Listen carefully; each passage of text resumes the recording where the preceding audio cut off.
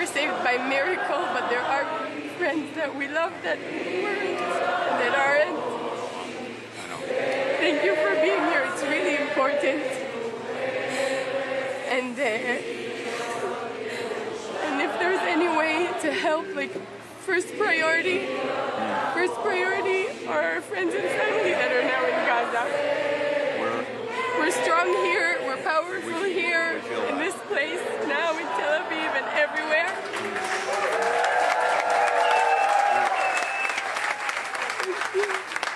Thank you very much. We're thinking of them and trying to do everything we can. I know. We want to bring them home. Thank you so much for being here. And I'm so speaking sorry to you me. have to go through this. It means a lot.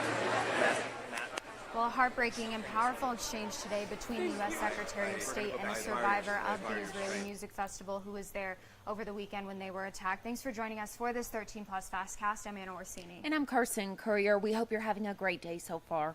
We do want to start off with some breaking news following a story here at home today of a crash that actually closed down Miracle Mile and Fairview. Now, that's because of a crash investigation there this morning. This is on the west side of town, right by the Ghost Ranch Lodge and Restaurant. Tucson police say that they're investigating that as a single car crash. It happened just before 7 o'clock this morning. You can see that's the scene there on your screen. We haven't gotten any updates from police as far as what exactly happened there this morning. But again, this is Miracle Mile and Fairview. That entire intersection has been closed while they continue to investigate. So we're going to keep an eye on this for you, let you know once the roadways reopened and once we do get some updates from police on what is happening out there today. Another story that we want to take a look at today is something that we're following nationally. Yeah, that's right. We have breaking news out of Minnesota. We know 5 officers have been shot there, all 5 of them wounded. They are in the hospital this morning. The good news is there is no life-threatening injuries after this incident, but as you can see, a lot of law enforcement on scene there. They are still investigating what exactly happened. The suspect is not in custody at this time. We're going to continue to watch this for you. We will update you both on air and online with the very latest. And as we talked about at the start of this FastCast, the U.S. Secretary of State is in Israel today. He's donating materials, talking to survivors there, and also kind of learning about their plan and some of the attacks that they have planned moving forward. So today, that's where he is. He's on the ground there in Israel, and unfortunately following some sad updates from there as well. Yeah, that's right.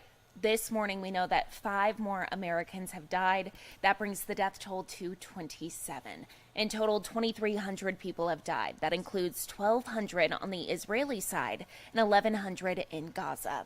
Up to 150 people have been taken hostage by Hamas, and some of those hostages are believed to be Americans. This morning, a senior Hamas official spoke out on those hostages. He said they are not willing to discuss the release of any of those hostages until the, quote, Israeli aggression against our people ends. And today we're also hearing from somebody here in Tucson who has ties to Israel.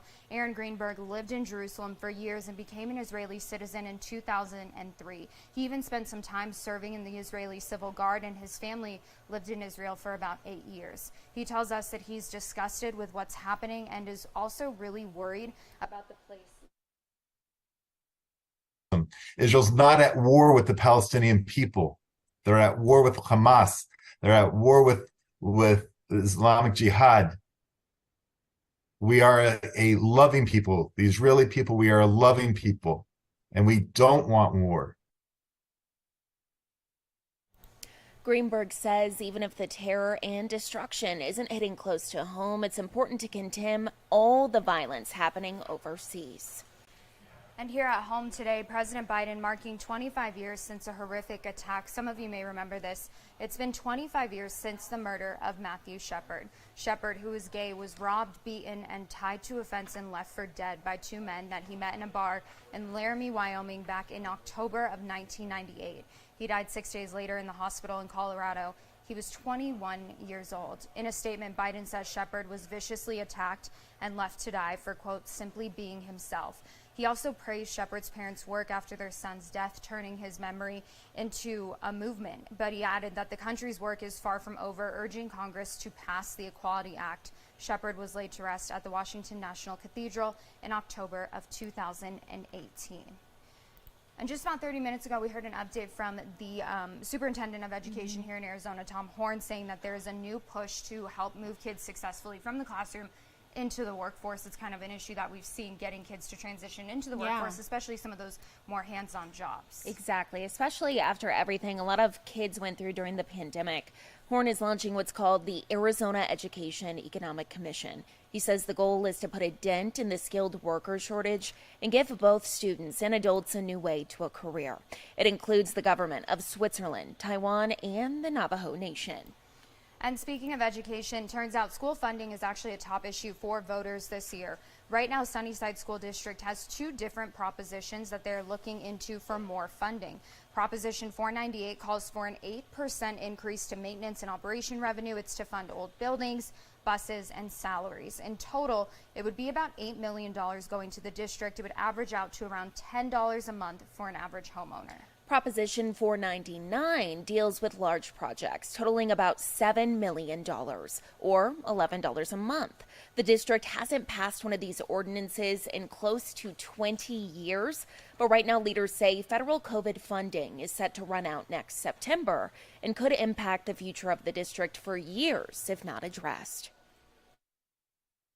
It's a blessing in disguise now that they're going away. Now we have this problem, that we want to make sure that we upkeep our budget the way it was and be able to sustain it, the positions and programs that we currently have in place. We don't want to put people out of jobs, but unfortunately it's a thing that we have to do if the override were not, able to pass.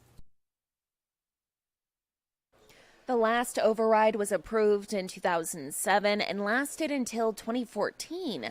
Since then, those propositions have been rejected 6 times. Meanwhile, other southern Arizona districts having less problems getting approval. Well, if you are looking for something fun to do this weekend, why not head over to Tucson, Meet Yourself? Yes, I love this event. I don't know if you've ever been there. I haven't, and I'm going to be out of town this weekend, and I was Oh, so bummed because I goodness. saw Jack there this morning, and I was like, look at all that food. We always joke, we call it Tucson Eat Yourself because there's so much food. Definitely a lot to look forward this year. Jack went through all the new things you can expect. Over 150,000 people are expected to come to downtown Tucson over the next couple of days. Organizers tell me that it's supposed to be one of the biggest Tucson Meet Yourselves ever. So there's going to be a whole lot of performances, there's a whole lot of food you can get, and there's also going to be a whole lot of money coming to our economy.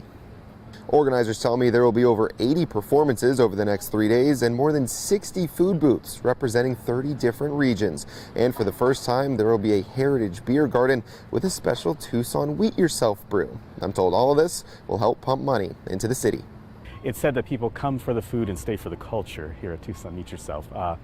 And so, over the course of the weekend, about $1 million of funds are generated due to all of the different economic activities happening for small ethnic artists and vendors. Something fun also happening this year is it's the 50th anniversary, so there's going to be a 70s tent. 1974 was the first year of Tucson Meet Yourself. So in this 70s tent, obviously it's the first time they've had something like this. They're going to have Rubik's Cubes, they're going to have jukeboxes, they're going to have stuff like that. You're also going to be able to hear stories from people that have been to different Tucson Meet Yourselves going all the way back to the very first year. All the details you need to know are up on our website right now. Reporting downtown, Jack Cooper, back to you.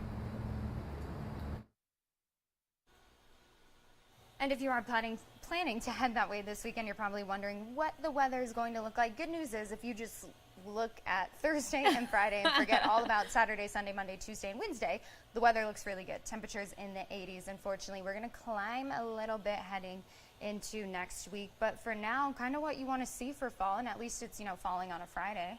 Very true. I mean, I feel like we keep saying this over and over again. Even our meteorologists are like, what the heck? There's no end in sight. We get a couple of temps and it's like, wow, this is great. And then nope, going back up again. So hopefully next week we can see more 80s and just relax and enjoy the fall. Fingers crossed. No triple digits, so that's the good news. Yes. It looks like we are starting to trend down though on Wednesday, so hopefully those numbers just continue to go down. But one thing we were keeping an eye on yesterday that we're not seeing today is those breezy conditions. You can see those trees not swaying nearly as much as they were yesterday, so that is the good news weather-wise. And again, temperatures in the 80s today and tomorrow, so look forward to that. And then, just back to the usual 90s on Saturday and Sunday. Oh, so that could be worse.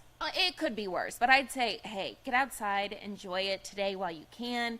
Even tomorrow going to be great temps. Yeah, take advantage of it, right? Absolutely. Perfect. Just in time for the weekend. That never happens. 100%. Thank you all so much for watching this 13 Plus FastCast. Tune in at 2:30 for more news and weather.